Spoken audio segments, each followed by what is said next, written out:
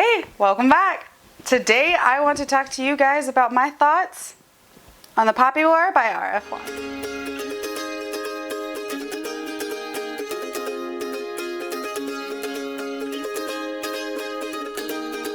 So I just recently finished this book and oh my god, y'all.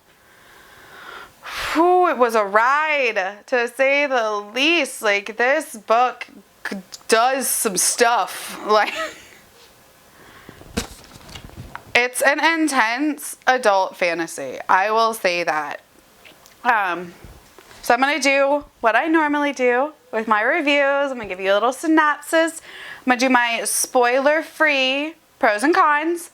And then I'll insert a spoiler card. And then we will just get into all the raw spoilery chat of this video. Because there's some stuff that I need to discuss. Poppy War is an Asian-inspired military fantasy that is based on true events from the Sino-Japanese War. It's a very dark book. Just get that out there. It's a dark book. So if you don't like darker fantasy novels, then I would not recommend this. But if you do, I would totally recommend this. I personally gave this book 4 stars. I enjoyed it immensely. And I'm excited to read the next one. But if you don't like dark, don't read this. Our main character is Ren, and we start with Ren when she is very young, I believe like 14.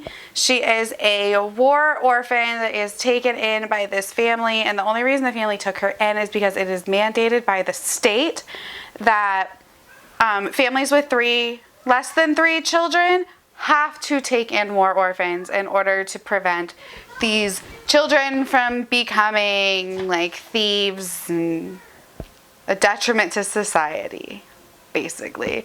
So the family is not like loving and caring. They don't love her. They use her. She is emotionally abused and manipulated.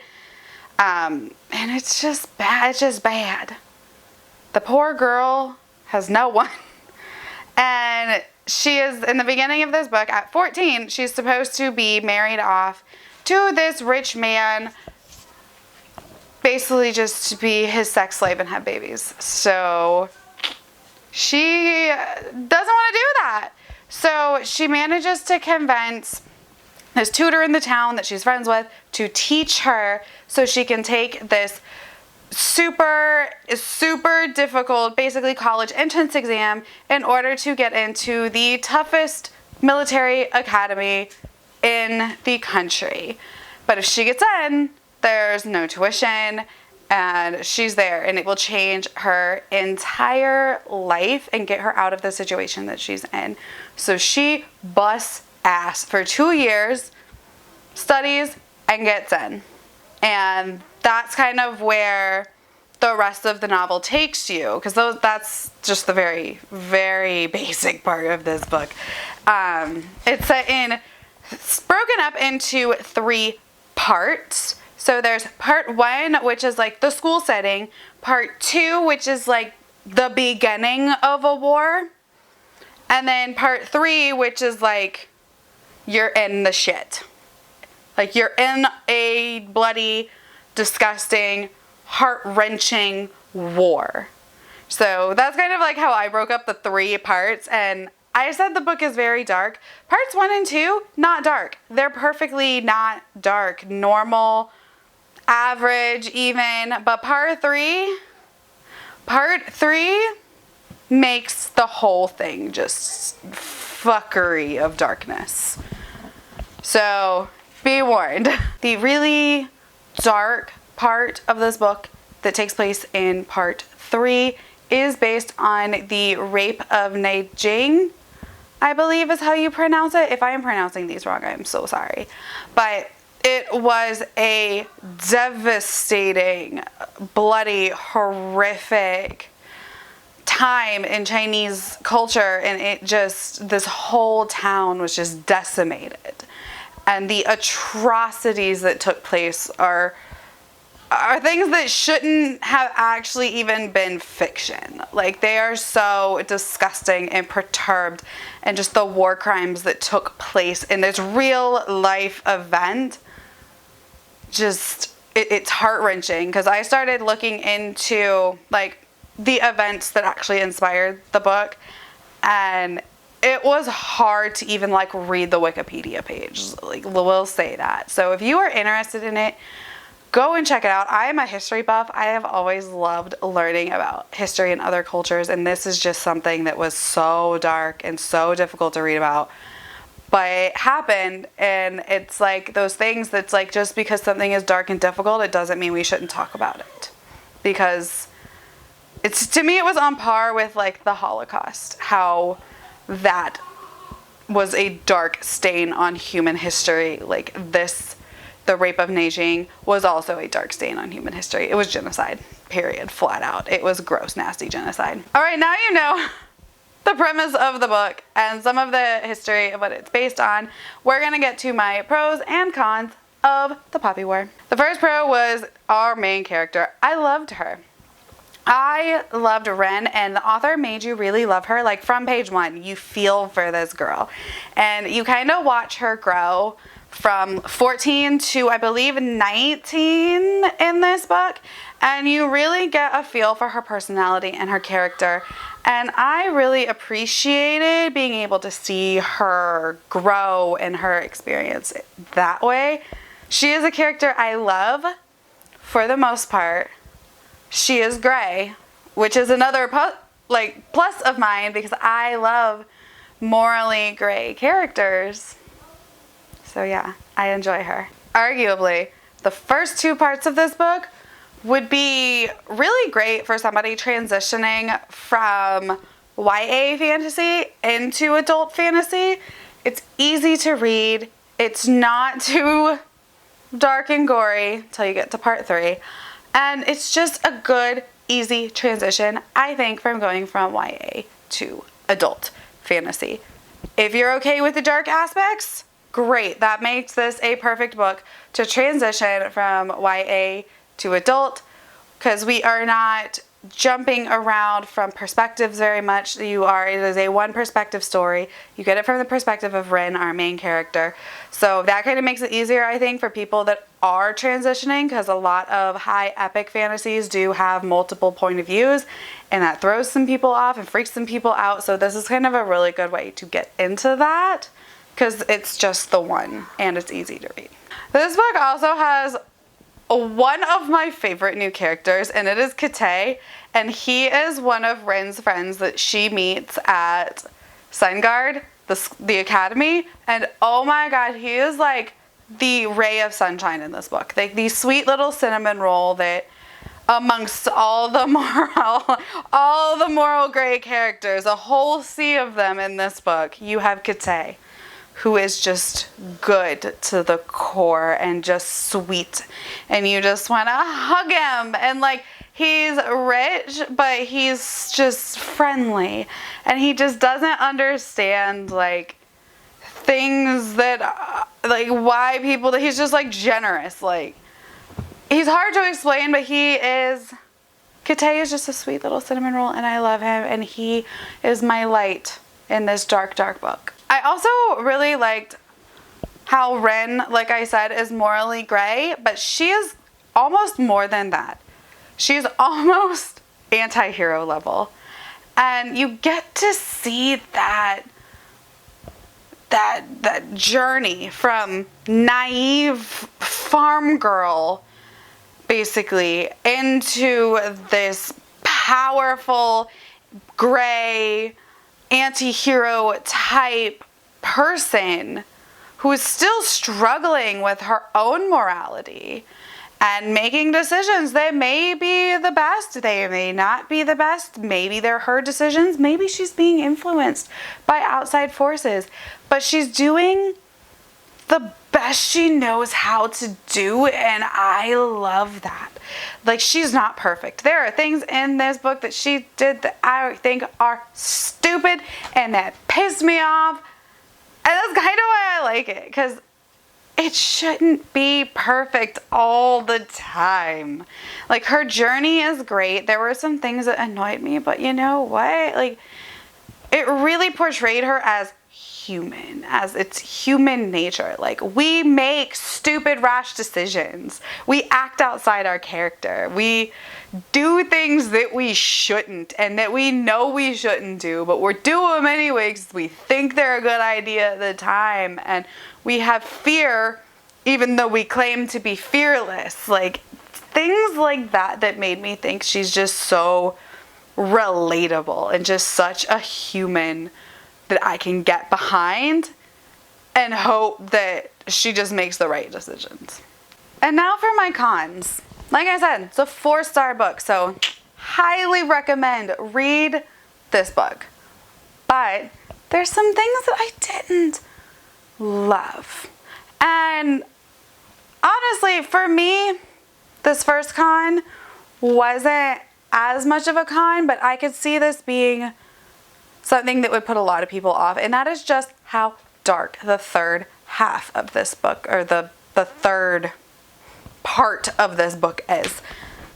It's dark, y'all. If you don't believe me, just go look up The Rape of Nanjing and read the Wikipedia page.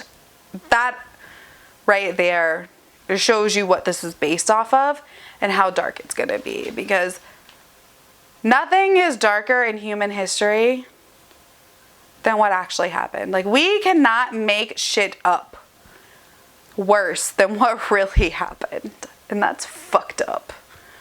But if that bothers you, don't read this. Just don't.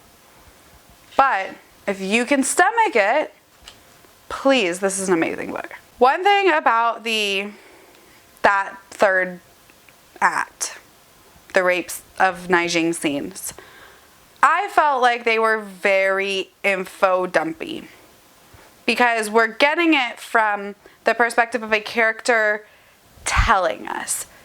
You don't live it. What I mean is, we get it secondhand. We don't get it in the moment. So we're not living it in the book. So maybe that's a benefit, because that would be probably super difficult.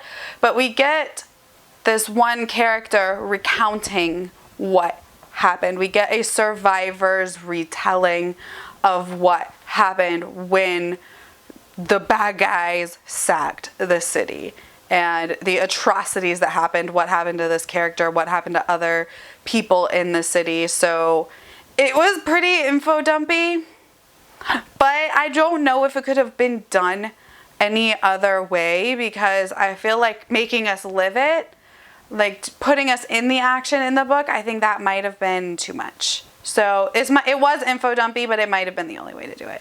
I did find that between the parts, like, the pacing got a little odd.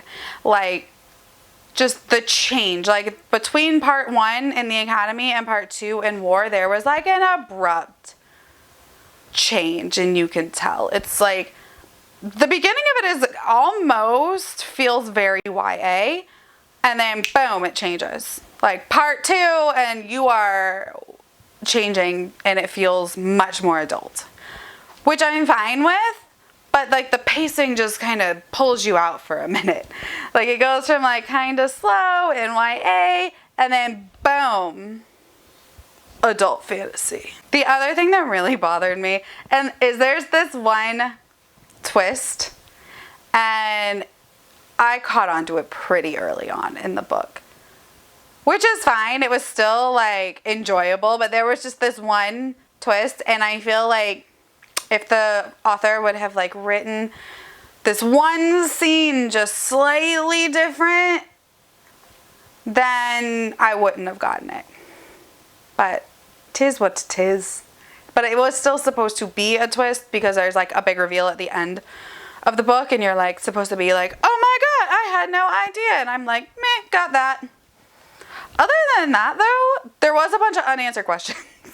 But it's the first book in a trilogy, so there's gonna be unanswered questions, so I don't think that's really a con. That's more of a, yeah, we'll see what happens in the next book. Hopefully they answer them in book 2 or 3. So those were my non-spoiler thoughts on the Poppy War. Why I think you should read it. All the trigger warnings. Like, just, if anything triggers you, this book has it in it. Rape, drug abuse, sexual assaults. It's, the list goes on and on. Murder, torture. It's hard. Genocide. It's hard. But it's a great book. I really recommend you picking it up if you would like to read a really great dark fantasy wide telling of a time that really happened during like World War II. If that made any sense. It is not historical fiction, but it's loosely based on real historical events. All right, now we are getting into spoilers. We're just gonna chat. We're gonna chat about the spoilers. If you have not read this, bye, or stay if you don't mind spoilers. But we gonna spoil the stuff. First off, I just want to say, so that period scene kind of bothered me, but I don't think it bothered me as much as it bothered a lot of other people that I've seen talk about it. The part that bothered me is like, she's this super smart girl that has been studying and studying and studying and gets into this prestigious college. And then all of a sudden she like starts her period that's like a bloodbath apparently and has no idea what's going on. Like the part that bothered me is I felt like she should have known. Like, you know. She's like 16 at this point. Getting her first period and had no idea what it was. And that part's hard to believe. Like, it's just, that kind of pulled me out and I'm like, that don't really make sense, but sure. I did not mind the removal of her womb. Like, so many people I've seen kind of like be upset by the fact that she like took away her femininity, or we're showing how women can't be feminine and be heroes. But to me, like, it made perfect sense for Ren to take the potion that destroyed her womb so she won't have a period and can't have children, because her whole struggle at the beginning of this book is not wanting to be a wife and mother, not wanting to have her value placed on pleasing a man and having his children. And so she took that power into her own hands and said, fuck you all, I'm just never gonna have kids. So to me, that was like her taking her power and not her trying to be not a girl, if that makes sense. I liked that part. I thought it really was in her character and I thought it worked well. And then can we talk about the attack on the academy on Sengard? So that part to me was a little confused. I liked it, but there was some parts I was like, how did that happen? How she ended up fighting with Nizan.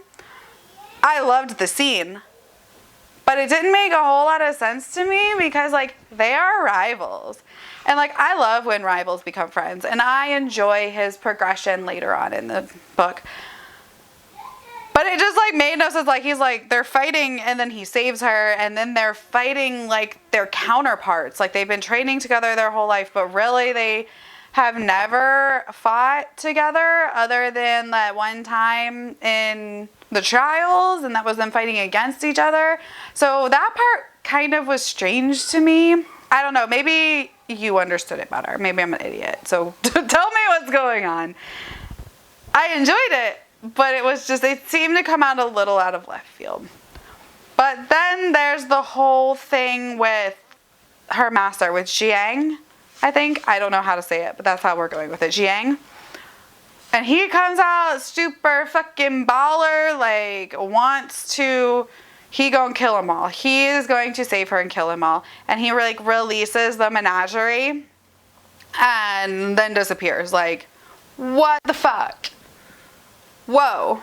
Like, he showed his real power after being this kind of aloof, fun lore teacher. And then he's like, comes in and shows that he's got this insane power and God connection like she does.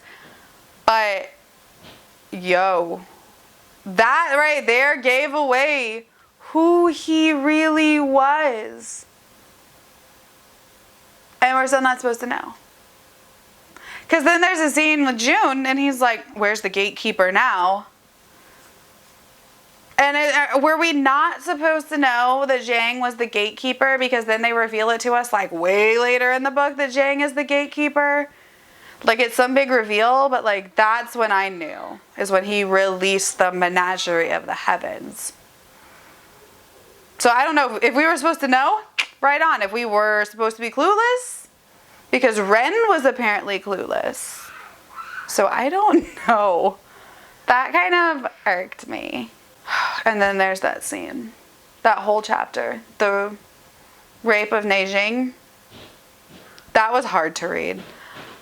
And I'm not usually super bothered by stuff in fiction, but that,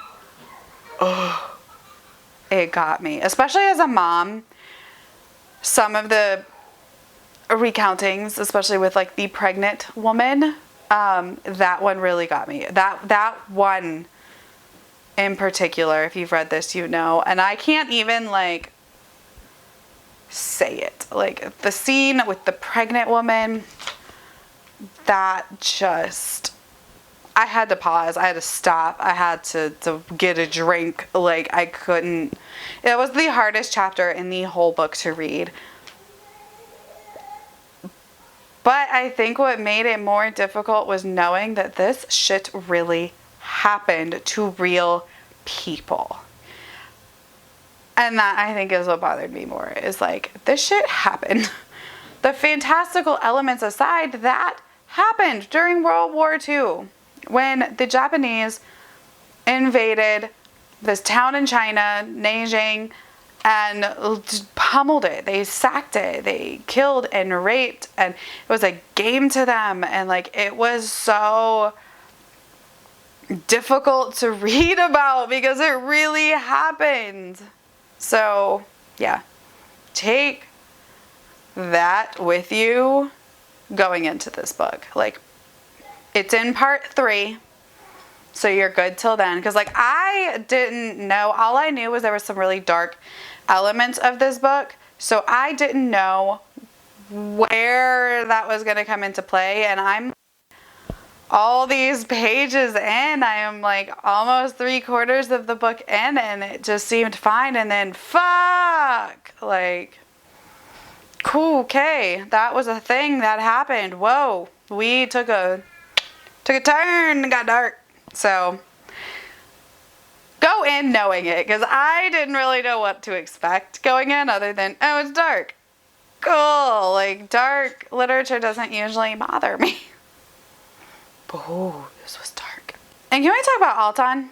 I don't like him. I don't know if we're supposed to like him. I did not like him. He bothered me. Like, he goes from, he's like kind of nice to Ren, and then he's an ass, and then we find out he's like actually addicted to heroin, and then you kind of supposed to feel bad for him because he was like forced to be addicted to heroin. Like, and you do feel bad for this guy, but I didn't love him. He was not like the character that I liked. He had some redeeming moments, like at the end when he like sacrificed himself to destroy the research facility and let Ren escape to swim to Spearley to call the Phoenix God. That was like a redemption arc, but it kind of also left me with some questions. Because did he really die? Like, for real? In my final spoilery part, Ren commits genocide. Like, can we just say it? She kills an entire... and doesn't feel remorse. Like, I get what she did in wanting to call, and I get it, and it's gray, but when she's talking to Kate, and he tells her, like, yo, that's the same thing as they did to us. We're no better. Like, you're no better than them because you did the same thing. She's like, well, fuck it. They're not really people. And he goes, that's what they said about us, too. So, I don't know. Maybe in the next book she'll have some redemption. But I wanted her to feel remorseful, at least a little bit, for it. Because she didn't just kill, like, the soldiers. She killed like everyone like on the whole country. Finally, this book left me with a lot of questions. And I just kind of want to get my questions out there before I read the second book, because I will be reading it soon, hopefully. I need to get it. But I know it's a first book, so there's going to be questions. I wrote them down. Like, I need to know things. Like, my first question obviously is Alton really dead? Because his seer kept saying, like, no, he can't be really dead. I would have felt it and I didn't feel it. So that makes me think, like, he's not truly dead, or he, like, hasn't crossed the spirit realm, or he's stuck in the spirit realm, something along those lines. Because I don't think he's, like, dead, gone, done. And then I kind of want to know, like, and I don't think we'll get the answer to this question, is the saltpeter. When they brought in the saltpeter and said it was salt and ended up like blowing up all the civilian homes, how did they ignite it? Like, doesn't it need like a chemical reaction to ignite saltpeter into like a bomb? Maybe I'm just stupid, but I feel like there was like a missing aspect. Like, it's not just gonna like spontaneously combust. And how did it get into so many homes already? Like, it was just, that scene kind of confused me. So if you understand that one, let me know. I really just want to know who Rin really is. Like, how did she survive Spearly? Like, how is she now the last Spearly when they thought Alton was the last Spearly? Like, I need to know. And I think that's something we'll get an answer to either in book 2 or 3. I also really want to know the deal with the Empress. Like, why? Why did she betray them? And I'm pretty sure that's like the whole plot of the second book. But I need to know these things. That's one of my questions, is why? What's her deal? What's the Viperous Empress's deal? I need to know. I also would like to know what happened with the Fangs and her tutor. Like, they just kind of are gone after the beginning of the book. After she goes to Sungard, like, they're just gone. I want to know what happened to the little brother and her foster parents and the tutor. And, like, I need to know. Maybe we'll get to see them again. Maybe not. Like, these are just my feelings after finishing the book. Like, questions I have that may or may not be answered in new books. I also want to know the deal with Nizan. Is he really gone? Like, we didn't see him die, but we saw him get taken off, I guess, by the enemy, or like left in the gas cloud. Like, was he taken? Did he actually die? Like, I need to know, because he was such a cool character. I liked him a lot, or I was starting to like him, and then he just dies, like, anticlimactically. That doesn't seem right. My theory is that he's not dead, that, like, they took him or something along those lines. So, I don't know. We'll see. Don't let me know if my theories are right, though. Because these are just my theories for, like, the next books. The last thing I want to know is, are there more shamans? Because I feel like there should be so many more shamans than there are. Like, you see, like, I think it's, like, 7. And Alton's dead now. So, who else is a shaman? Are there more shamans? Like, is there, like, a whole group of them? Like, I need to know. And I need to know if there's, like, a way to avoid going mad. Like, I don't want to see our main character, like, entombed in a magical mountain at the end of this because she's gone mad because of her god. Like, is there a way around that? Like, why? How can we keep them from going mad? Or can we? I don't know. I want to know. Will Jiang come out? Like, because he's entombed himself in the mountain. Is he going to come back? Like, is he going to come back and be the gatekeeper one more time? Like, these are all of my questions that I need answered in the Dragon Republic. If you stayed this long, you are a real friend. Because this was long. This was a long review and chat and spoilers and questions and theories and everything I thought about the Poppy War. But I hope you enjoyed this. If you read the Poppy War, let me know what you think. If you haven't read it yet, read it. Just do it. My name is Jessie. I make videos every Monday, Wednesday, and Friday. Thanks for hanging out with me. I'll see you later. Bye.